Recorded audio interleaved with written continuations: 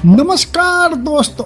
T20 का रोमांच खत्म होने के बाद अब वक्त आ चुका है असली परीक्षा का। भारत बनाम इंग्लैंड पहला एक दिवसीय मुकाबला यानी first ODI match T20 series को पीछे छोड़कर दोनों टीमें अब 50 ओवरों के इस बिल्कुल नए फॉर्मेट में आमने सामने खड़ी हैं। साउथहैम्पटन और ब्रिस्टल के T20 ड्रामे के बाद आज ओडीआई सीरीज का यह पहला मुकाबला लंदन के केनिंगस्टन ओवल के ऐतिहासिक मैदान पर खेला जा रहा है। ओवल की हरी घास और आसमान में छाए बादलों को देखते हुए इंग्लैंड के कप्तान ने टॉस जीता और बिना कोई संकोच किए भारत को पहले बल्लेबाजी करने का न्योता दिया। शुरुआती ओवरों में इंग्लैंड के तेज गेंदबाजों ने स्विंग और सीम का ऐसा जानलेवा मिश्रण पेश किया कि टीम इंडिया का टॉप ऑर्डर एक बार फिर लड़खड़ा गया। लेकिन दोस्तों, T20 और ओडीआई में यही फर्क है, यहाँ संभलने का मौका मिलता है। मिडिल ऑर्डर में श्रेयस अय्यर और ईशान किशन ने केवल विकेट बचाया, बल्कि 50 ओवरों के इस खेल में इंग्लैंड के सामने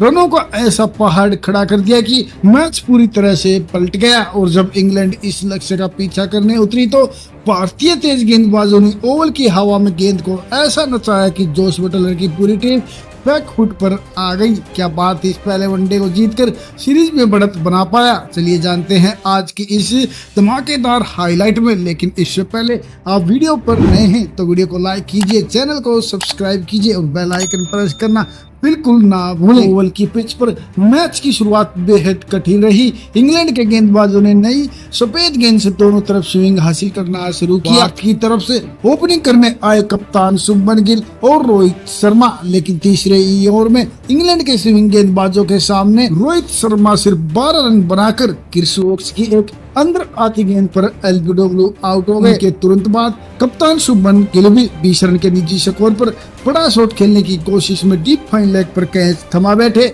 भारत का स्कोर 2 विकेट पर मात्र 32 रन था और 10 ओवर का पावर प्ले पूरी तरह इंग्लैंड के नाम रहा। यहां से 50 ओवर के खेल की असली रणनीति शुरू हुई। क्रीज पर एक साथ आए श्रेयस अय्यर और विकेट कीपर ईशान किशन दोनों ने जल्दबाजी करने के बजाय सिंगल और डबल पर ध्यान दिया और इंग्लैंड के स्पिनर आदिल रशीद को सेट होने का कोई मौका नहीं दिया। ईशान किशन ने अपनी पारी को धीरे धीरे आगे बढ़ाया और 56 गेंदों में 45 रनों की एक बेहद अनुशासित पारी खेलकर आउट हुए। ईशान किशन के जाने के बाद मैदान पर आए केएल राहुल और यहाँ से भारत ने गेयर बदल लिया। केएल राहुल और श्रेयस अय्यर ने मिलकर इंग्लिश गेंदबाजों की लाइन और लेंथ को पूरी तरह बिगाड़ दिया। अय्यर ने कप्तानी पारी खेलते हुए 85 गेंदों में शानदार 88 रन बनाए, जिसमें 7 चौके और 2 बेहतरीन छक्के शामिल थे। तो वहीं दूसरी तरफ केएल राहुल ने भी उनका पूरा साथ दिया और 74 गेंदों में 70 रनों की एक लाजवाब पारी खेली। अंत में वॉशिंगटन सुंदर के विस्फोटक 30 और अक्षर पटेल के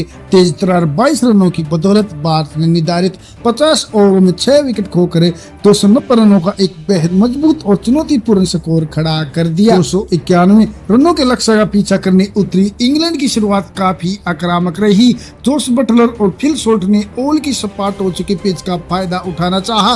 दोनों ने पहले 5 ओवर में 45 रन जोड़ लिए थे, लेकिन कप्तान शुभमन गिल जानते थे कि ओडीआई क्रिकेट में विकेट लेना ही रन गति को रोकने का एकलौता तरीका होता है। शुभमन गिल ने गेंद में अपने सबसे भरोसेमंद तेज गेंदबाज अर्शदीप सिंह ने अपने दूसरे ओवर की चौथी गेंद पर फिल सोल्ट को एक शानदार इन स्विंगर डाली, जिसे सोल्ट पूरी तरह मिस कर गए और गेंद सीधे मिडिल स्टंप पर जा लगी। फिल सोल्ट 18 रन बनाकर क्लीन बोल्ड हो गए। इसके ठीक अगले ओवर में युवा तेज गेंदबाज हर्षित राणा ने इंग्लैंड के नंबर 3 बल्लेबाजों को श्रेयस अय्यर के हाथों कैच कराकर इंग्लैंड को दूसरा बड़ा झटका दिया। इंग्लैंड की टीम अब संकट में थी, लेकिन कप्तान हैरी ब्रूक एक छोर पर डटे रहे। हैरी ब्रूक के साथ मिलकर जैकब बैथल ने पारी को संभाला और 61 रनों की एक कप्तानी पारी खेली। दोनों के बीच छिड़े इस मुकाबले को देखने के लिए फैंस की धड़कनें बढ़ी हुई थी। जब यह साझेदारी भारत के लिए खतरनाक होती जा रही थी, तभी अक्षर पटेल ने गेंद को हवा में थोड़ा धीमा फेंका। जैकब बैथल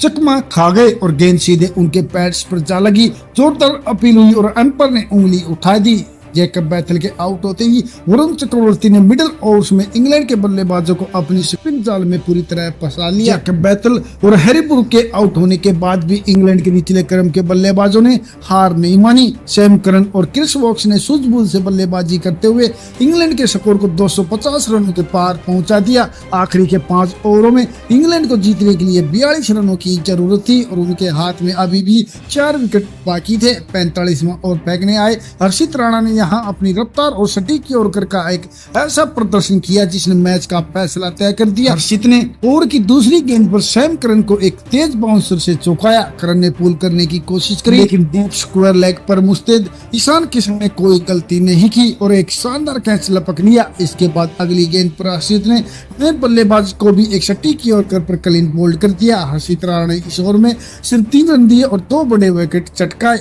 अब आखिरी ओवर में इंग्लैंड को जीत के लिए 22 रनों की दरकार थी और स्ट्राइक पर क्रिस वोक्स मौजूद थे। कप्तान शुभमन गिल ने ओवर की जिम्मेदारी death over specialist Jasprit Bumrah को सौंपी।